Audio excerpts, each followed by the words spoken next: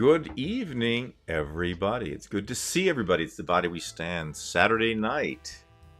Saturday night's all right, right? We have a special night tonight.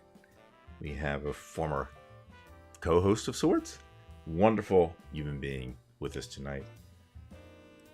Very talented. And he's from Kentucky. I guess that's a good thing. Although you don't know with people like Mitch McConnell, but anyway, from Kentucky, but not proud of it. But not proud of it, right? We have tonight our wonderful friend, guest host, co-host, member of Divided We Stand, Facebook, YouTube, whatever you want to call it. We have my friend Ryan Velez. Ryan, it's wonderful to see you tonight. It really is a pleasure to have you on again. Thank you. It's good to be back on. It's been a long time. Yeah, a lot of things have changed since you've been here. We are now on 4 platforms. So right now, our viewers are viewing from either Twitter, our Facebook group page, which you're quite familiar with, and our Facebook business page, which is non-monetized, but it's on Facebook for those who are curious, and of course YouTube. So we have 4 platforms. We have our regular guests. We don't have too many who sit in the audience, but they're wonderful, wonderful people, and we kind of commiserate during the week. And I believe already, if I can see the chat room here, where is it? Let me just. Oh, here we go. Yeah, we've got Joey, and Joey says hello to you, Ryan. So, hello, Joey. Yeah, Joey's a longtime fan of the program. Veg is here, 18 degrees and sunny. Kinky Streets, hello Kinky. And who else do we have here? Well, we have more than what is in the chat room, but Trev's here again. Welcome, Trev. Kim from Washington, the state of Washington. Midas Lisa, good to see you again. So it looks like everybody in the house tonight at some point in time. So welcome, everybody. And if you're new to this channel, it's a very small, demonetized channel. Unmonetized. Whatever it is, we don't want your money. We just want to commiserate. So if you could, please subscribe, whether it's to our YouTube channel or to our Facebook group page. We would really, really appreciate it. We'd like to have more people of like minds. Thus, our plea. And that's it. That's all we'll ask. So, Ryan, first of all, how are things down there in Kentucky? How are things? We haven't seen you probably for a year or so on Divided. Yeah, it's been about a year. Things are fine. Politically, they're very strange. I mean, with Rand Paul and Mitch McConnell, all the people in Louisville are depressed about, these things. There's a really promising guy running named Charles Booker. I'm going to vote for him. I think his chances are very, very slim to win Rand Paul's seat, but he's got my vote. And it's not, and I feel with him, it's not one of those like, oh, I'm just voting for him because I don't like Rand Paul. It actually seems like he has some pretty good things to bring to the table. So I'm very pleased to vote for him. But yeah, McConnell's still in there, and nobody likes that. Do you feel there can be a fair vote in Kentucky? Well, the gerrymandering here is quite terrible. And the rules surrounding primaries are not good for independent candidates. And the Democrats have zero power. I think there's like 7 Democrats in the state legislature. So there's like a massive supermajority of Republicans. Like Democrats can't get anything done in Kentucky. The only place that Democrats can get anything done are within the cities of Louisville and Lexington. Maybe Bowling Green. But yeah, otherwise it's all Republicans. If we looked at the demographics of Kentucky versus the congressional power, could you give us a general idea of what percentage of your state is Democratic versus Republican, and then what representation percentage do you have roughly within Congress? Well, people could probably look up the actual statistics, but something that's going to be pretty If you could just close is, speculate, just yeah, I'm speculate. speculating a little bit. But my speculation is not far off. But Mm-hmm. Kentucky, Republicans rather in Kentucky hold 95 to 98% of the power. Oh God. It's literally that slanted. That wasn't true like 10 to 15 years ago.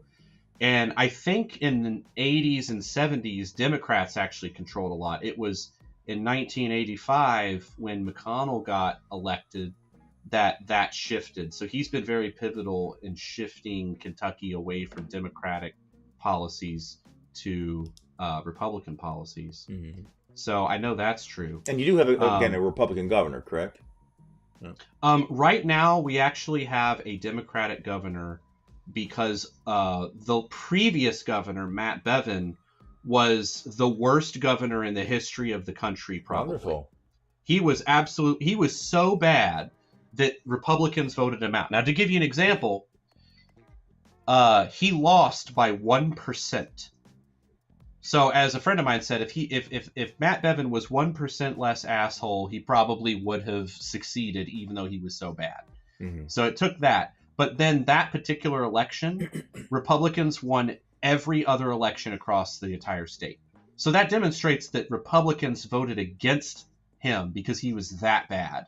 But it literally took the worst governor in the history of America to get he's the worst governor in the history of America, and he only lost by 1%. Right. It was literally like 1,000 votes or 800 votes or something. Like, it was like ridiculously close. So I'm going to vote for Andy Beshear. He's a Democrat. I'll vote for him again, but I do not think he's going to win just because of how slanted it is. So, yeah. Well, that's a story that's, I suppose, in many right-leaning states, and that's going to be a big issue. It'll be a big issue in Ohio. It's obviously in Texas. Oh, yeah. Georgia is going to be, you wouldn't think Georgia would be a problem, but it's going to be a big problem. By the way, we have Sandy's in the house and Epi from Scotland. We have people from all over. We actually, Ryan, I should tell you, I'm kind of going into different realms here, but we do have quite a few of our people from the audience from Canada. So we have a lot of Canadian viewers, which is very, very interesting. And that's cool. They're a big help to us. And I say that not only because they really are a big help, but they are an interesting, I hate to say it this way, interesting breed of people, because they really kind of understand the politics of the United States. They don't live far from the border, so they feel it just like we do. And that's an interesting thing that goes on in our chat room, because they really are up to date and they feel like we do. So, Ryan, tonight I wanted to discuss what had happened yesterday. And this, of course, I'm talking about Steve Bannon. Steve Bannon, of course, was convicted by jury. He blew off the subpoena that was mandated. And he put on some dramatic show. And he's been doing this, by the way, for months now. And he was sentenced to 4 months in jail, or prison, I guess. $6,500. I know you know this, Ryan.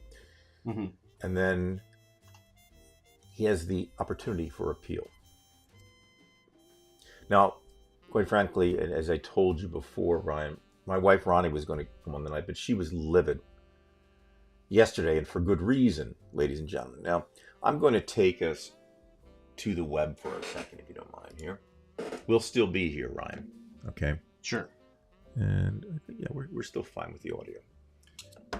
That's not where I want to be. I want to be here. Okay, so he was sentenced by a judge named Carl Nichols. Now, I'm going to take everybody to the Wikipedia page. Carl Nichols was chosen by Donald Trump. He is also was a member of Let me see that over here. Okay. Well, there he is. That's his face, just so you know what he looks like. I'll just kind of expand that a little bit. That is Carl Nichols. I believe he's somewhere around, 52 years old. But he, as you see here, and this, we had a show probably about a month ago. I had a show a month ago about the Federalist Society. Sheldon Whitehouse has brought this up.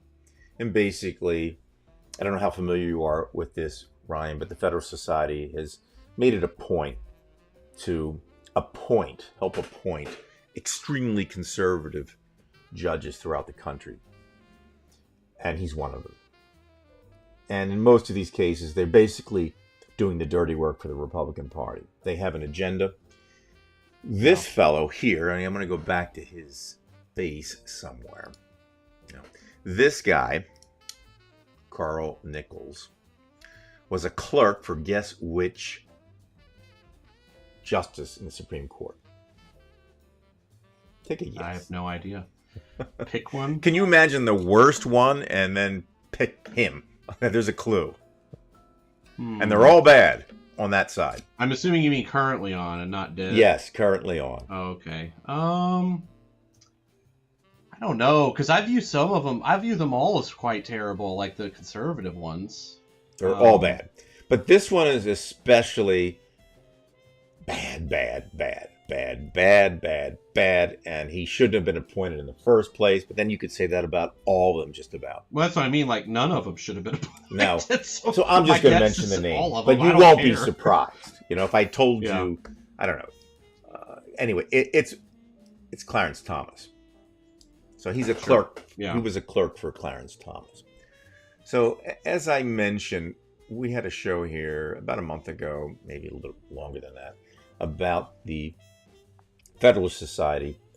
And it's a real problem because once you appoint these judges, they will do the dirty work. There's no negotiation. It's kind of like politically with the Republican Party with the contract with America in 1993. There was going to be no negotiation. Mm-hmm. So the Republicans realized, obviously, they were going to have to put their people on the courts. And of course, these people, they're not the greatest. They're pseudo evangelicals in many cases, very, very religious. They're willing to have the high school teacher who can say prayers after the game.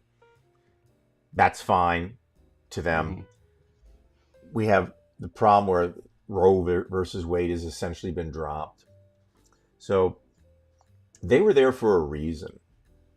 And now we get to the point about yesterday and Bannon. I personally believe, Ryan, that the judge had nowhere to go but to sentence him to some time. He should have been sentenced, as the DOJ suggested, to at least 6 months in prison. Yeah. So, they'd asked for $200,000 in fines. So he only gave him $6,500, and he gave him 4 months, which was less than the 6 months. But here's the thing. It didn't matter.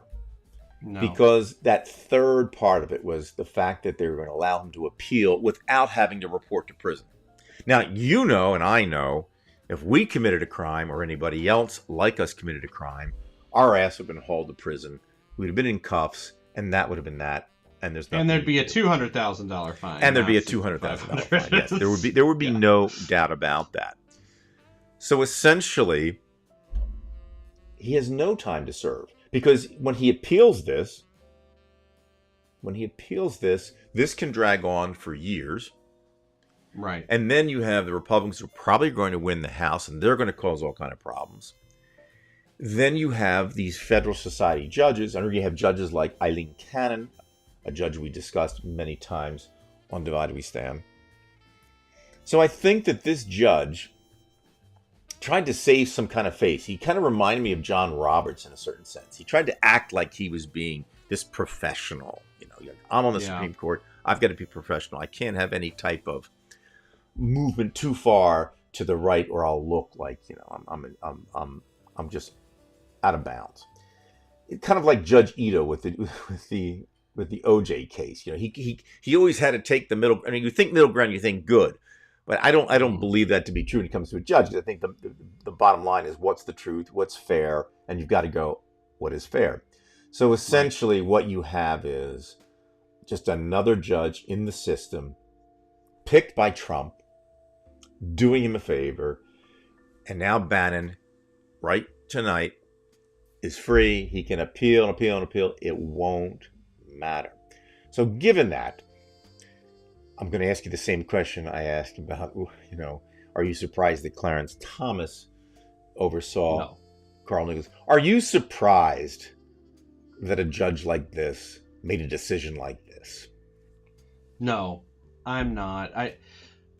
I remember when I was learning, again, because for those that don't know, because I haven't been on the show in a while, I was not politically active or motivated at all until 2016.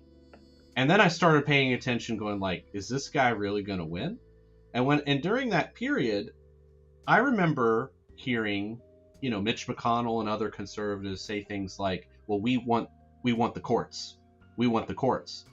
And a little bit of it's Obama's fault. Obama left a whole lot of court vacancies on his term. And that, kind of paved the way for...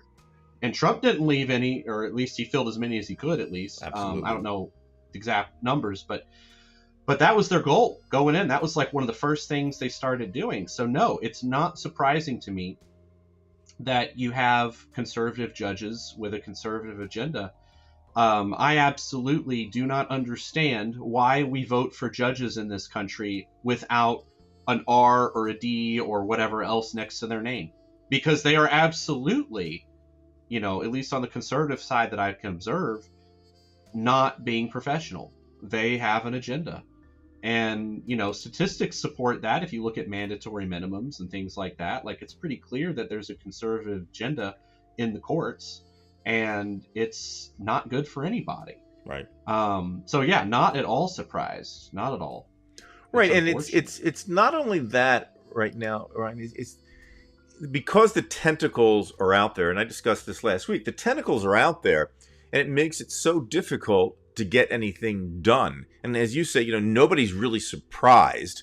I think the problem is something that Glenn Kirshner brought up, and I'm going to put the video on in a few minutes. But he said, look at actually, I could just show you the reports that we were seeing here. Bannon sentenced to 4 months for contempt pending appeal. And these were the type of headlines that we were seeing. Let me see if I can make this. These were the headlines that we were seeing as if, it actually meant something.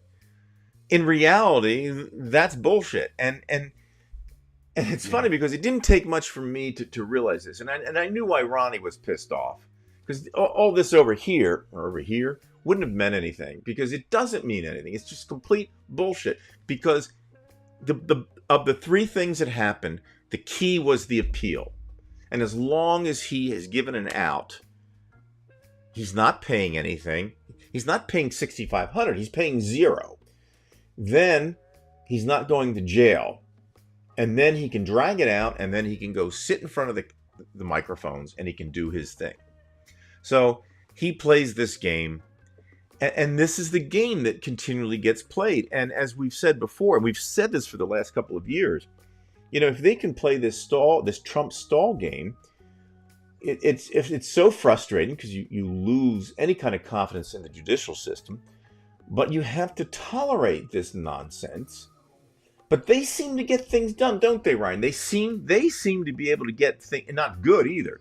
They seem to be able to get things done and do what they need to do, but we can't.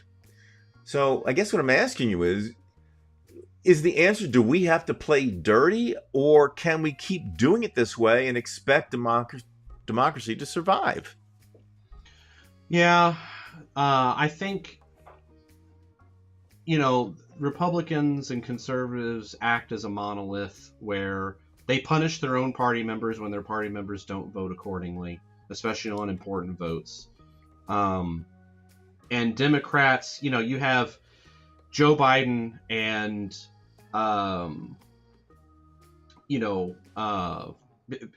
pick any of the most liberal senators we have, but the point is they're in the same party. Like, it's almost like there should be three parties. You've got like the European left style kind of people like Bernie Sanders or whatever, Right. and then you've got, you know, Joe Biden, who is a moderate, who leans a little bit left, but a moderate nonetheless. He's tending to lean more left than what he normally would have done. I agree with that. Right, That's right. true. You know, and so it's like, how do you have, you know, big tent politics used to be a big thing, and now it's like, I'm not really sure big tent politics is really a positive path forward, because we see what Republicans are doing is trying to pretend they all have the same views, and we know they really don't, but they pretend, Right. and they vote accordingly, and they get things done. And Democrats, the main thing that I see Democrats doing is cleaning up the mess of Republicans as opposed to enacting their own agendas. And so, yeah, I kind of feel like, you know, the gloves should be off at this point for Democrats. And I do feel that the more extreme the more extreme Republicans get, the more extreme Democrats have to get to counter them. And it's unfortunate. Personally, I feel like our system is just fundamentally flawed. I mean, come on, Supreme Court justices being appointed for their entire lives. I mean, that's a nuts system to me. We shouldn't do that anymore. We need to uproot that. You know, obviously that's hard to do, but you know what I mean. You know, I feel like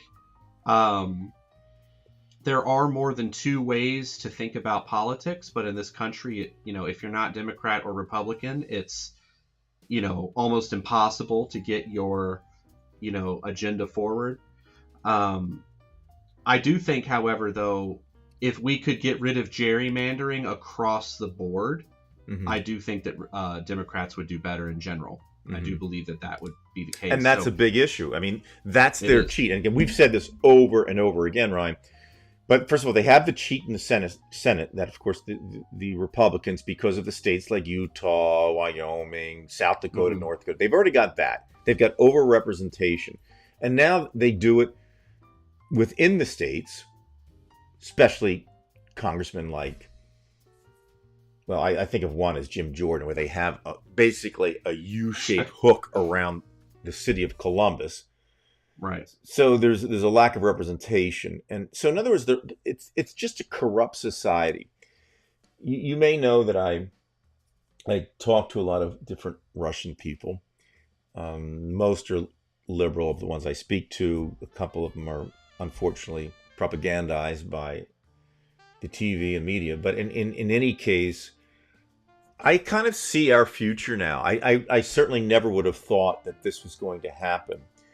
But it looks, Ryan, as though, and it's getting philosophical now, and we will get back to Carl Nichols. But it seems like even with the attempts to do what we want to do, I mean, you mentioned Obama, and Kinky mentioned, well, the Republicans have stalled. You know, they did make it difficult for Obama to do anything. He was very lucky just to get, you know, the health care in. So they've locked in corruption, and they've made it acceptable. It's not just that they're corrupt. It's that they have made being evil acceptable. And that's what really, really bothers me. They're so corrupt.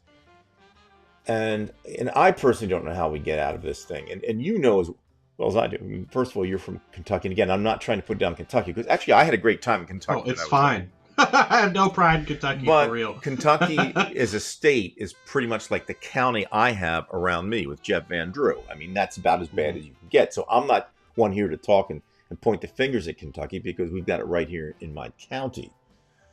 But here I'm 62. Trump was president when I was, 56, right? So there's 6 years already of complete frustration. My wife and I were frustrated right from the beginning. And then just last night, the blow up, my poor Ronnie, she was just beside herself, because she knows this is happening again and again. And we are not any different than you or anybody else. No. And sooner or later, the years catch up. Now, that's only 6 years, and it hasn't really gone anywhere. And again, if anything, they're happy with things going poorly. So for them, it's actually not a problem. January 6th, no problem. You know, the price of oil goes up, no problem. Just as long as we are screwed. Lose Roe versus Wade, great idea. So all these things just keep going. And there's this expression, in the meantime. We may actually get to a point where we can do something, but the meantime is so long. And then what do you have? You have a life that's been toil. You know what I mean? Well, I mean, I feel that Democrats also pass up opportunities that could really unify people. Perfect example. Joe Biden is one of my least favorite politicians on the planet because of because he caused the student loan problem, and that affects me very directly. But I voted for him because he didn't Trump. I mean, that was literally my only criteria. But that aside, like, they're doing this student loan forgiveness thing right now. And the amount of student loan forgiveness that Joe Biden is doing absolutely will not help me at all. It does not help me. What they did is they picked the maximum amount of people that have $10,000 to $20,000 left and picked that number because it's the max amount of vote buying for the lowest amount of money. And that's something Republicans would not do. They would not do Republicans would not do that. And so, like, from my perspective, it's like, look, basically the government has all this debt. Now, this doesn't count private loans because the government doesn't own the private loans. Right. But for all the federal loans, they own it. And anybody in the world who owns a debt can forgive the debt and just say, don't worry about it. Anybody can do that. And so the Republicans are currently going to try to argue that the forgiveness cannot happen because companies won't make money anymore. But it's federal debt, not private debt. So I don't understand that. So the point is, I don't think they have a strong argument, and I think the debt can be forgiven. But why would he do 10 to 20,000 and not just wipe it out and say we need to get out of this business entirely? I think that I think he would have done it, but I don't know. I don't think it's. I mean, it's obviously some of it's for votes. Well, he can do it without Congress. Right. That's the point. That's the point that I'm saying. Is politically it's an opportunity speaking, that he's passing up on. Go ahead. Sorry. I'm just saying, if he went all the way with it, because he wasn't even getting everybody within the Democratic Party behind it. I mean, there's still many Democrats who say, I paid for my student loans. Well, why do these people? It's like you're getting there after the fact. For example, with Chris Christie, he cost teachers around $150,000, $200,000 because of our lower wages, we used to get free health care. Okay. Mm-hmm. So now we obviously pay into health care, but people who had been working as teachers in the past, the long past, were grandfathered in. Now, I missed it.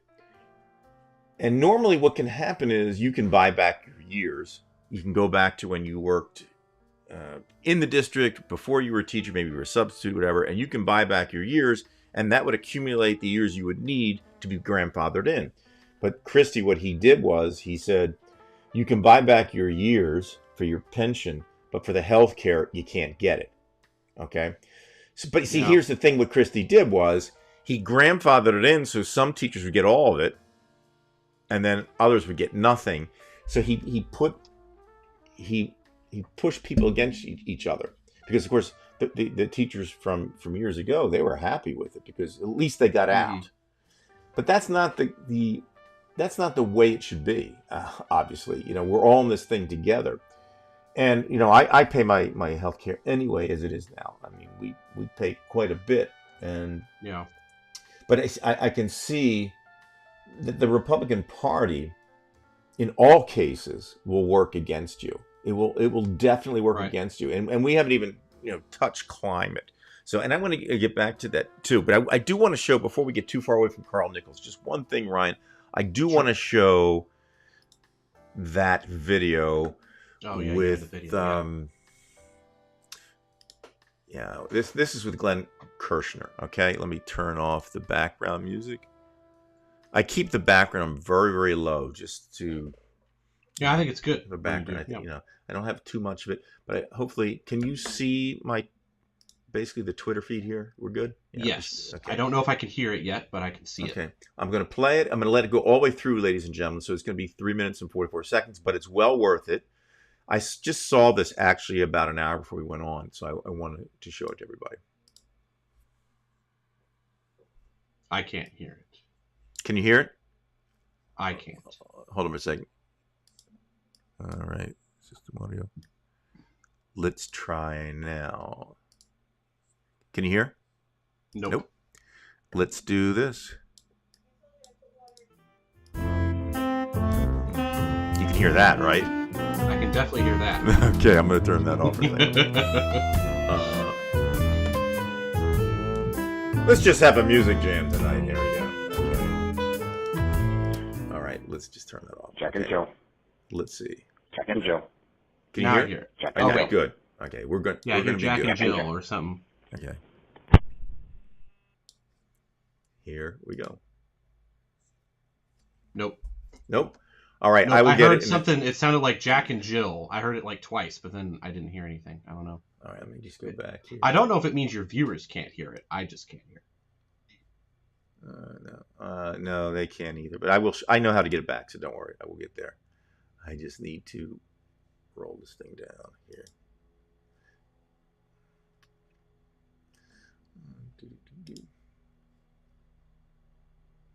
All right, let me go to.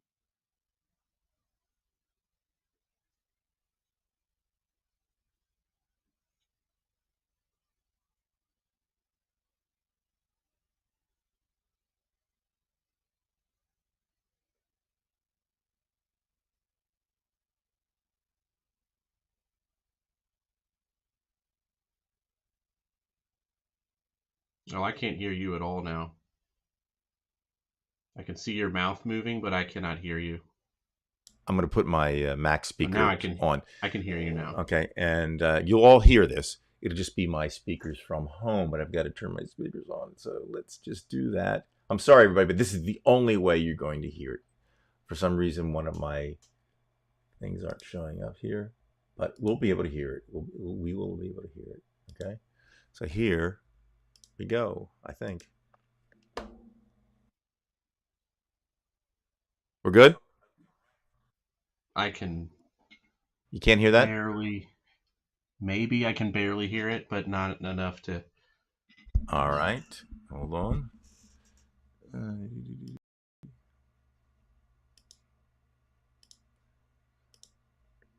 You can put your microphone right next to the speaker, or will that cause feedback? It probably would cause feedback, but it's so loud that you should be able to hear. Let me just put it on again. Can you hear this? No. You don't hear anything. Wow. Mm-mm. All right. Let's see what I can do here. 1 second.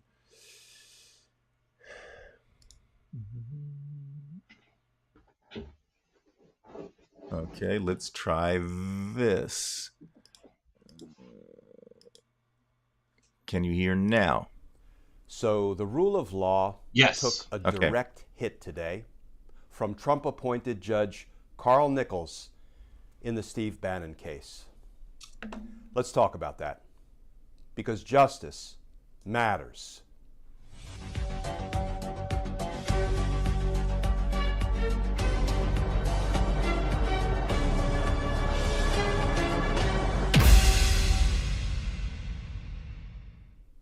Hey all, Glenn Kirshner here.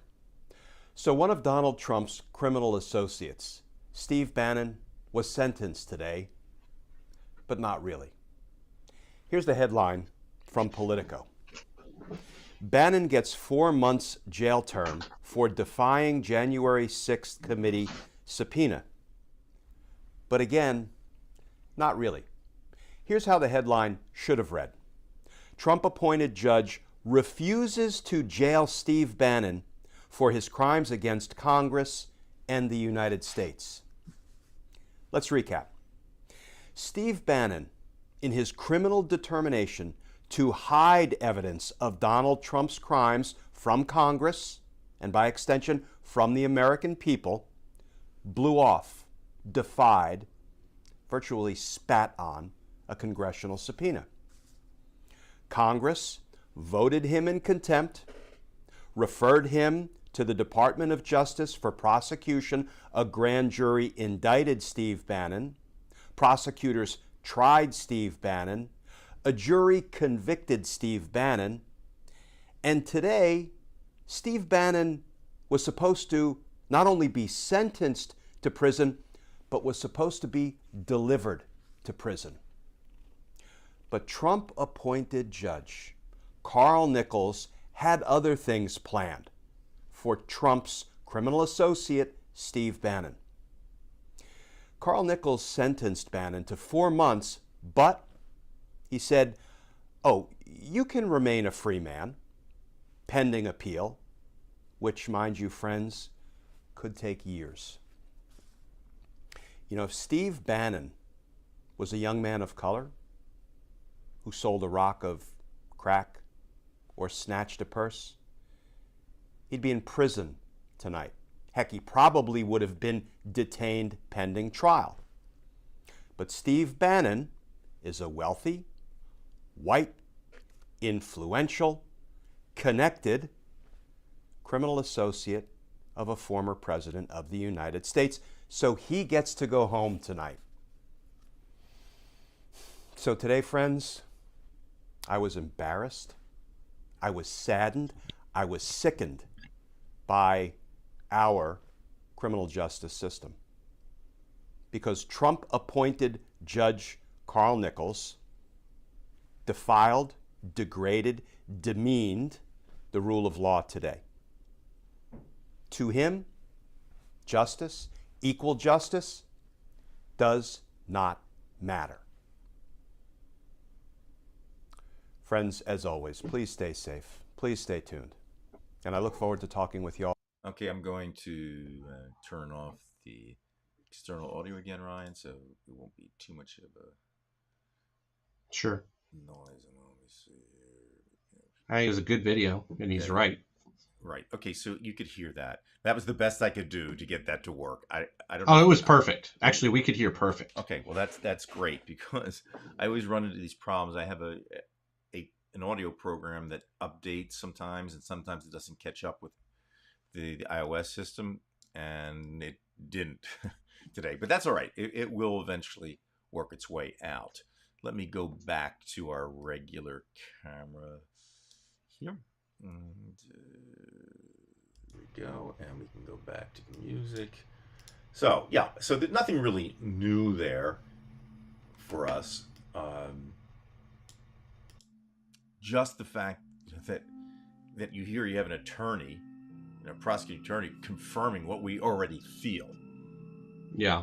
You know, it's something like Guy McPherson used to say, is that, you know, he is a scientist. He would read all the peer review articles and make his decision based on that. But he said, you really didn't even need that, he said. I remember one of the things he said was, you know, and usually people like artists can pick up on climate change because they can feel the nuance. You can look at the winters. If you grew up in the 60s, of course, Ryan, you're too young to remember this. I didn't grow up in the 60s, but honestly, the winters from when I was a kid are different.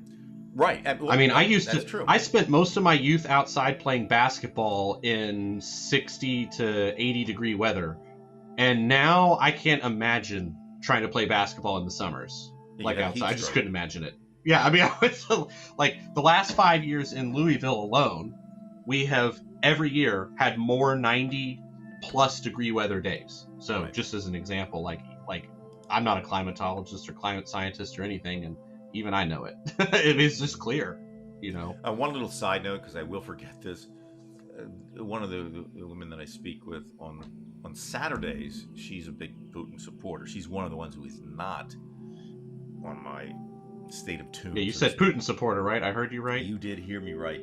Okay. She thinks that Ukrainians are all fascists. She's a wonderful old lady who's a very good teacher. She's a professor of the Russian language. She loves to talk about poetry and Pushkin and Russian authors. That's fine.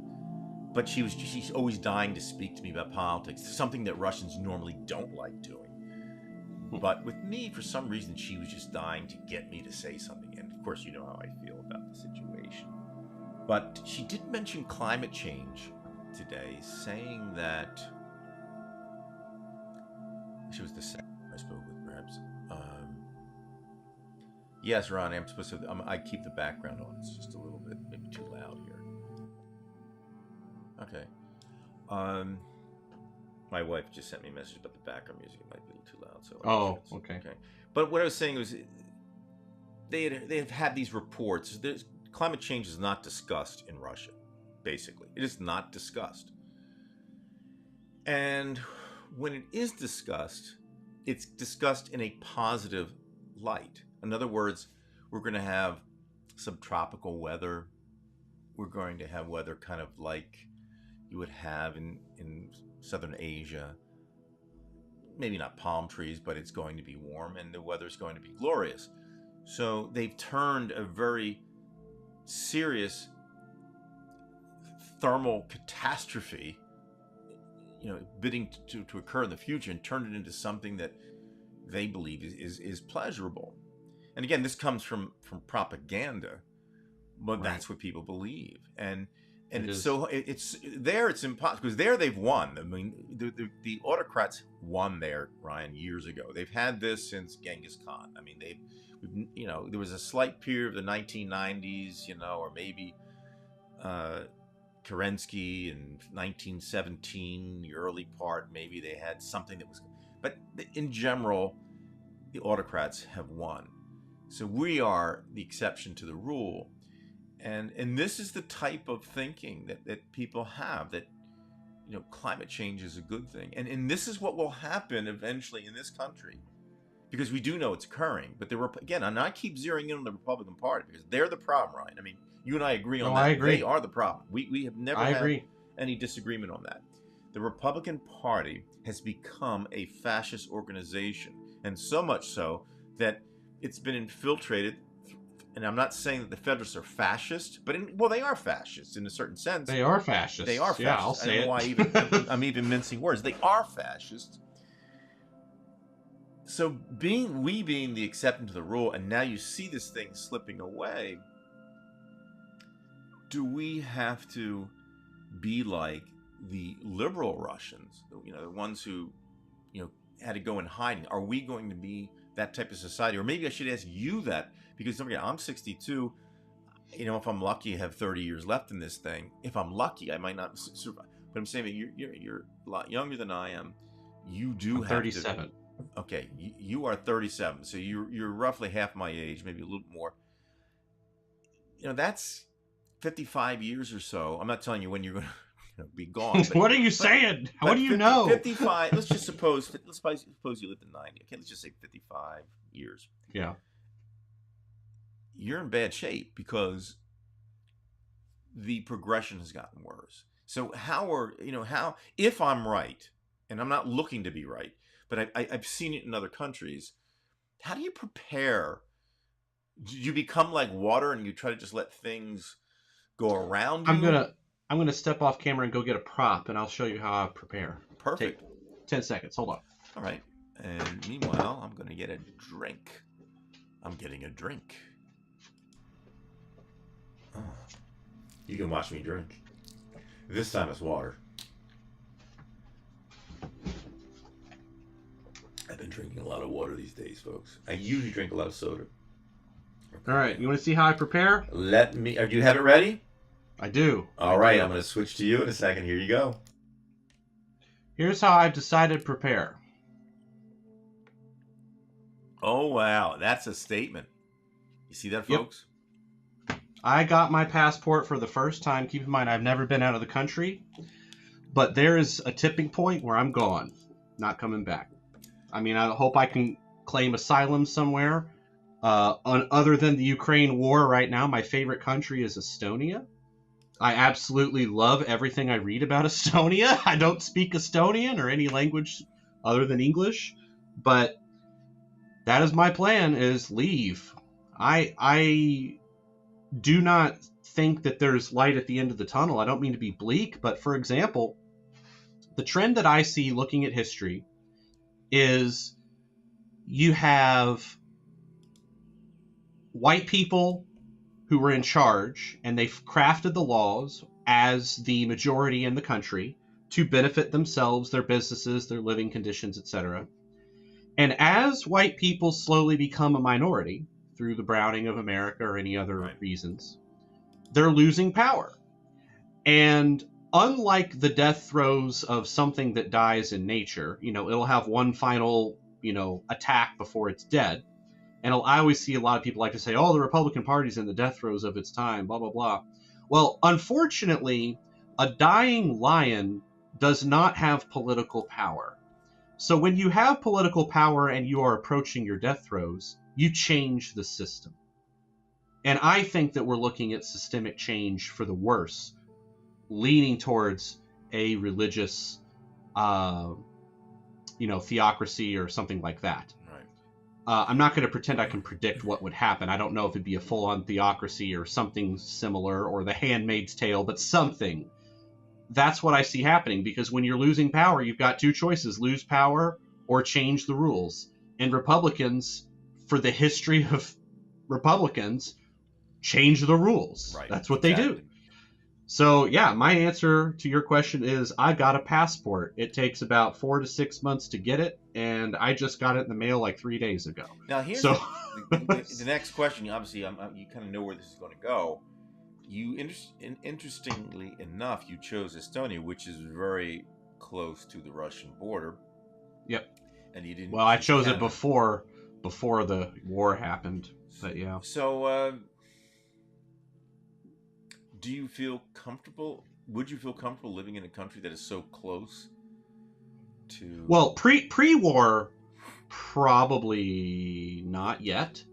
Right now, I think it largely depends on what happens with Putin and his cronies, because they're doing a fantastic job of shooting themselves in the foot. So we'll see what happens if a nuke gets dropped or not. But I like Estonia. I don't like its neighbor, Russia.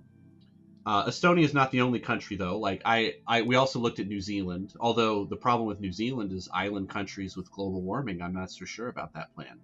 So the search is still on. But if we get to a certain point in this country, yeah, my plan is to just leave, because I'm not confident that we're on a path towards getting better, and haven't been confident. Maybe we'll have our mobilization, so to speak, and instead of fighting it. That's interesting, because the Rush. And by the way, Sandy, I live near a place called Hopewell, New Jersey, which is a very small town. But Hope, New Jersey, I don't know where that is. It might be moving up north. I'm not familiar with it. But I agree with Nina's comment. She said the problem is capitalism. Economy is ruined by greed and inequality. Yep. Right. I mean, the only issue I have with that is it's very general. Like, I mean, when we get to that point, we say, well, it's the rich people, it's capitalism. Well, yeah, I mean, I get that. Not all capitalists are bad. Many are. I told you I don't trust anybody in a suit. But there are good people and there are bad people. There's George Soros, who's generally a decent guy, and then there's bad, and that would be, someone like, I don't know, the Koch brothers. They're terrible. That's terrible. One of them's gone though, right? One's down. You just got to get the other one gone. That was some good news. And I don't know what you replace it with anyway. Again, I mean, I don't know. I think. Well, I don't want to get into economic systems tonight. Well, but, I don't think it's the economic systems that have to 100% change. The part that has to change is using technology to benefit the world. Like, we live in a society where most needs could be taken care of and automated, but we don't do that because that's not going to be profitable. Mm-hmm. And so we live in a technological society where the technology is only for profit and not for the greater good. And that to me is the major problem. So I don't really think it's the economy that needs to shift. I just think we need to have a shift in morality a little bit. Right. And I think the interesting thing with technology, Ryan, is that people who are your quote unquote capitalists will say, well, without the system, we wouldn't have moved this quickly, and they don't take into account slavery and things like that, and they also don't take into account just technology in general. has, in some cases, in many cases, made life easier, not the economic system. So, you just invent the toilet, and then you're able to have cities, which can live, reasonably well when you're able to deal with sending this water here and this water here, and you're not mixing them together. You don't want to drink sewage. So there's so much involved with those kind of questions. It's not.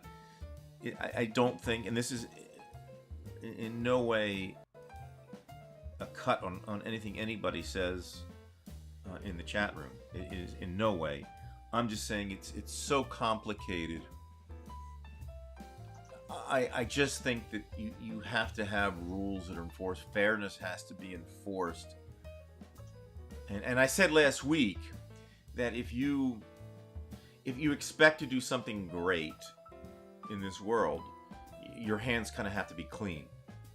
Because if they're not clean, and I'm just using it as a metaphor, there's always something that dirties the system, right? Mm-hmm. And that we've seen it with many politicians on both sides, but especially now we've seen the result of it, the hatred and the complete change in our society. I mean, I have not seen such a change. I know there have been racists out there, but since 2015, I've been saying we're going to have, even when I had the reality report, I was always saying coup, and I don't want to say it was laughed at, but the whole expression was not taken seriously. And the reason I used to bring it up, Ryan, is because I had experienced a coup. I was there for a coup in Russia, so I saw it, and I'm not trying to pat myself on the back. I'm just saying my experience tells me that that this smells the same. And I'm getting older. Like I say, it's in the meantime. Maybe we will get around this in some way. But am I prepared to deal with this as I age? And you are and I'm not trying to stigmatize you and put you in a bad mood, but you're in a worse position than I am. The planet is dirtier than when I was young. It's much more difficult to resolve problems despite all of the technology that we have. So there's an uphill climb there that you will have to deal with more than I will. So it's very, very depressing. And I would like to, again, I'm going to speak metaphorically, I'd like to be like water, where we literally are kind of water, right? I mean, like, what, 70%? Mm-hmm. But I mean, in the reality, like, just try to swim around the problem, and how can I get to a place where I can swim around this? I mean, I'm not a person who meditates. I just basically either freak out or go to sleep. Freak out or go to sleep. Right, and I certainly am not going the religious route, because, as everybody on this channel knows, I'm an atheist. It's not that I had an attack on God. It's just that it was number one, never useful, and number two, I saw it as a threat to decency. In my view, it was just something that you just kind of felt since you were young, like, this is just not. I don't feel comfortable with this thing out there, or right. Why were all the images of Jesus just so beautiful? Why do he always looked so good? I mean, if Jesus had looked like, I don't know, let's just say, I don't know, Barack Obama, would people have been the same way back then? And my suggestion would be no. But if you're religious, you would probably think, like, it wouldn't matter. We would, what matters is the person. But no, that's just not the way people are. No, I want to show you white Jesus. Yeah, I mean, yeah. And again, I don't want to stigmatize people in the chat room who are religious, because we do have quite a few people who are religious. But let me show you something of interest. You may have seen this today on Facebook. I don't know, but I'm going to show it to you. Let's go here. I'm going to have to put up the volume again, so you'll bear with me with that. It's really a pain in the ass.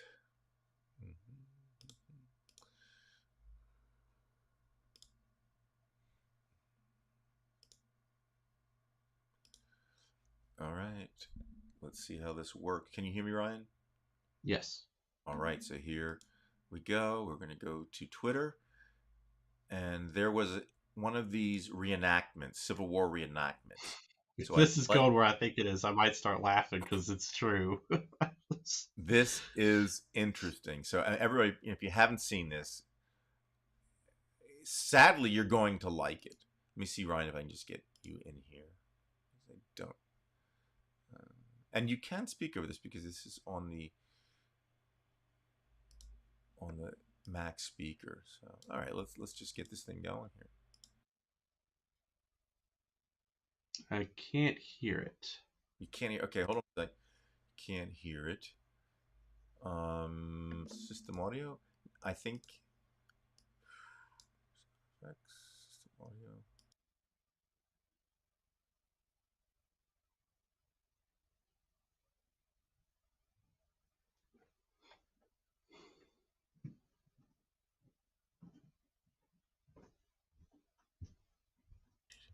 Okay, can you hear me now?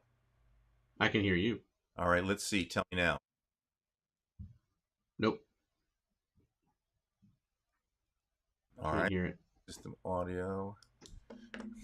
Son of a gun. Always a problem. It's okay. I don't know how to do what you do, so. All right, let's try this for a second. I'll just put it on anything. Make sure it's accurate. What's accurate? I can hear it now. Okay, good. So let's bring the audio up. Yeah, it was a little quiet, but I could hear it. I got to get the music off. All right, so here we go. Listen, man, we're just here to enjoy the show. Why are you doing that? We're just trying to make sure it's accurate. What's accurate? The event. I thought you could dress Not on the up. battlefield. Okay, so where do we need to go to? Bro, how did 30 seconds in? Like, what the I promise you, they probably never had this happen before. Hey, yo, Brody, that looks like some more like medieval armor than anything. It's civil. I'm not gonna lie, bro. I'm a Civil War historian. Like, I know all the drip that they had. He did too. Where's the video going? Oh, this is for the History Channel. Okay. Do you know what time the auction block starts? They didn't have an auction block today. Fuck. I was trying to be the first overall pick. First overall. Whoa. Why do we have to leave? James, what are we doing here, man? We're with the History Channel. Why is this? Oh, this was just the drip back then. Yeah. I'm sorry. This was the drip back then. We just want to be as historically accurate as possible. That's not. Yeah, it is. It's not funny. It's not cute. It's not okay. They're This just this is denying history. it. we have good, bad, and ugly. Was invited. We don't know who you are and where you came from. So anybody that came, Gotta I pull said back. anybody could come. Really? Yeah, that is definitely not historically accurate. Yes, it is. He's not with us. He must have That watched is- Django or something. That's make believe. No, sir. I thought it was against the law for a nigga to be on a horse. Excuse me? Oh, can we not use it? Oh, I'll let you tell him that. Yeah, you tell him that, just like you said it. what the hell? I'm scared of horses. Hi. Tell him what you just told us. Well, first off, what do you identify as? No, like, are you Caucasian, Asian, Blasian? A certain period of clothes that you got to have on. For instance, sandals and stuff, you can't do that out here. Oh, no. Sorry. This cotton's already processed, you know. The cotton gin already got it. So I couldn't find any unpicked cotton. That was kind of hard. In the bags. I don't know what's cleaning that up. Oh, yeah, we're definitely going to pick it. You know I'm going to pick it. Like, I'm down to be on ammunition duty. You know, I'm down to be a rifleman. I'm down to work the field. I'm down to be in the house. I would prefer to be in the house, though. You got no experience with guns. Oh, I'm from Chirac. I know how to use a gun. Yeah, but still, we don't know that. They don't play this crap. Where did you get the chains? Walmart? Party City. Where are you folks from? My daddy's balls. I'm from the Candyland plantation. That's great. I'm property of Calvin Candy. Where are you from? I'm trying to Why tell are you, you scared Mississippi. to tell me the truth? West of the Mississippi. Why are you scared to speak the truth? Okay, do you want me to break character? Oh, is that a character? Is that what you're doing? Well, I mean, aren't we all in character? Wait, is this going on Facebook Live? Because I can't be on there. I Uh-oh, can't. too late. No. Uh-oh, too no. late. Please, please. Too late, buddy. Uh-oh. Now they're getting into real character, huh? Master, No. stop. Oh, this Stop. is awesome. Here, if we pick faster, he might put up his phone. Make sure you pick up the plastic. You get a fine for littering. Yes, sir. Whatever you say, Master. Wade in the water. Wade in the water, children. Wait, why did that police officer pull up in a car? Cars weren't invented yet. What's going on, guys, man? Hey man, we're just here to enjoy the show, and they just don't like our outfits. I think they're just mad because we're more historically accurate than all of them. You all can do whatever you want to on the roadway, but they ask you to leave it's private property, man. They were trying to get people to fight with them and stuff. I Lying. don't know What? Yeah, that's lying. Why would we get people to fight with us? We're slaves. All right, master. Thank you. I'm nobody's master. Sorry, master. There's only one master, and that's God. And then you. That's how the hierarchy goes. That lady over there was kind of dissing my cotton picking skills. Can I go like show her what's up? Because I can pick 12 ounces per second. Because you know I have the fastest cotton shuttle time in the world. Oh, man, can you do me a favor? Think you just like karate chop elbow this? Yeah, right. I'm free! Nigga, every nigga for his own. I mean, that was such an amazing. Wait, let me. I mean, they're right. Like everything they're doing is correct, and the people are just denying history because they just like Civil War and Confederacy and guns, and they don't want to act. They don't want to admit what the Civil War was actually about. Like that was great. It was. I thought that was just so creative. I had to put that on the Facebook group because that really pushed the point home. It was probably the only thing I laughed at today, Ryan, to be honest with you. It was, yeah, it's a good one, though. So, man, that was great. That's a great video. So, there we go. 12 ounces a second. There we go with it. Another depressing week. And I have no answers. And I'm sorry for asking you for answers, Ryan, but I gave you an answer. You know, Passport. You did. Right. And, yeah. But I'm guessing, though, again, this would be kind of an interesting thing to think, because we think about Russians who, left the mobilization. You had 300,000 people, roughly, trying to get the hell out. Could you imagine a day where you started seeing people like Trump take over, and then all of a sudden everybody says, "No, it looks like they're going to win. Let's just get the hell out of here." And, I would think it would be Canada rather than Estonia. That's kind of a swim over there, and but no, but for you, it might be again. fine. I picked Estonia before the war. Now it's like, well, I don't know if I'd want to move next to because Estonia is like one of the main meals for Putin. Yeah, but you know what? If you look at Estonian headlines, they are. I have in like a year of paying attention to these Estonian headlines, I have yet to see something I disagree with. Oh, really? I'm not saying it's perfect. I'm not saying it's a perfect country, but like they're the first country to label Russia as a terrorist regime. Like they just did that the other day. Like they're awesome. I love Estonia right now. I think they're great. Right. But like I said, like I'm not looking to move next to Russia during the current state of affairs. But I mean, I have another part two to the answer of this, which a lot of people on this may not be able to relate to and might disagree with me on. But I'm not going to have children. Mm-hmm. That decision is not just because of the state of the world, but the state of the world is part of that calculus for me and Tracy. Well, that kind of goes along with almost like an antinatalist position. And I've considered myself one in a certain sense. I would not, of course, I'm 62. I don't think it would be, a good decision. Do you have kids? I don't know if you have kids. No. Okay, I didn't know that. I didn't know. Okay. We don't. And I just think that kind of thing right now is so dicey, Ryan. It is. I mean, I don't hate kids. My job, I work with kids every day, and so does Tracy. So it's not an anti-child thing, but it's, for me personally, there's just so much. It's hard to just drop everything and leave if you have children, and it's it's part of that decision. So for me, it's like, well, I don't want to bring anyone else into this. And, if I just have to worry about me and Tracy only, it's a little easier. Mm-hmm.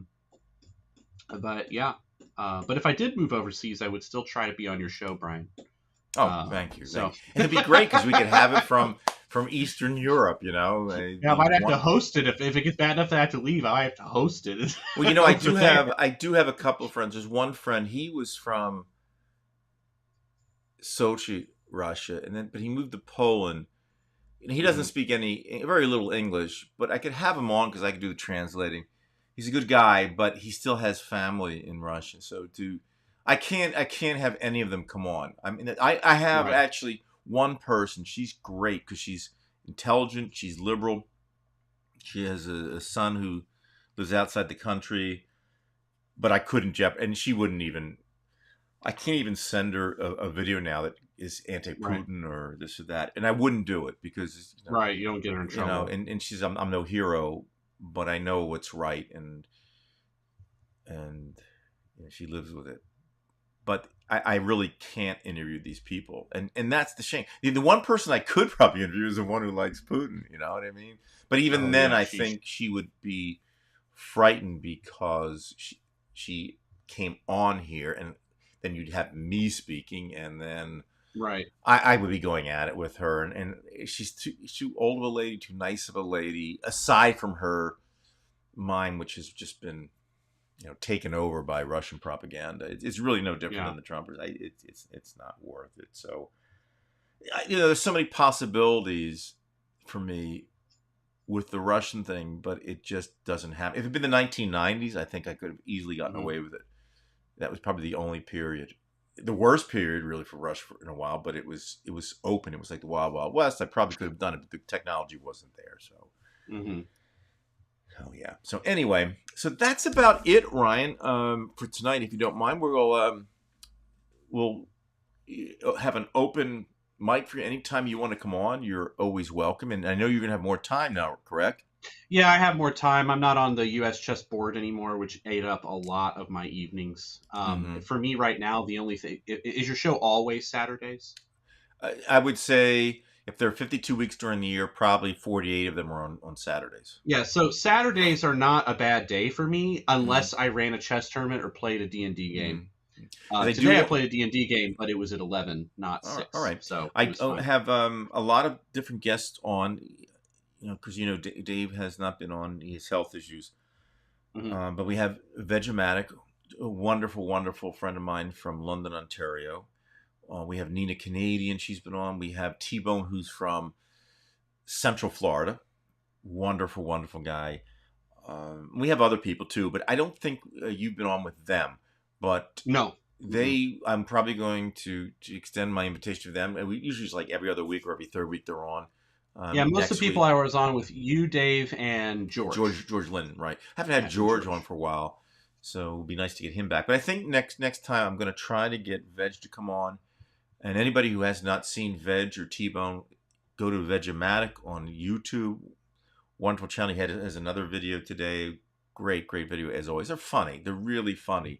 They're depressingly funny. I mean, you know what I mean? He bathes in the depression and somehow comes up, with these just funny comments. And then T-Bone, he's great with commentary, and he has a lot of graphics, and his channel is very dynamic because it's been changing, it's evolving, and it's always kind of interesting to see how it progresses from each week to the next. So if you ever folks get a chance to see T-Bone or Veg, subscribe to their channels because they've been very supportive of this channel, and I would do this anyway. They're just great guys. So yeah, I would like you to meet them. I mean, it would be like having a round table. Can't do it next week because I'm running a tournament for kids all day. But the weekend after that is probably fine. But I thank you. Short show tonight, short and sweet, but I think we did it right. Folks, I didn't get to many of the comments. Next time, perhaps. But again, I want to say thank you to everybody. And we will see you next week. Yeah. So, now how do I get this to stop? Oh my God. There we go. All right, Ryan. I'm going to sign off, and it will just close down. You won't be able to see me because it's going to end the show and the eCam. Okay? So thank you. I'll see you on Facebook, and you can watch the recording of this anytime you want later. It'll be posted. Thank you, everybody. Short show, but got to finish up. And my last thing I'm going to say is go Phillies. That's what Dave would say, and it's what I would say. All right. Thanks, Brian, for having me on. You're welcome. You're always welcome. Thank you, everybody. Have a nice night.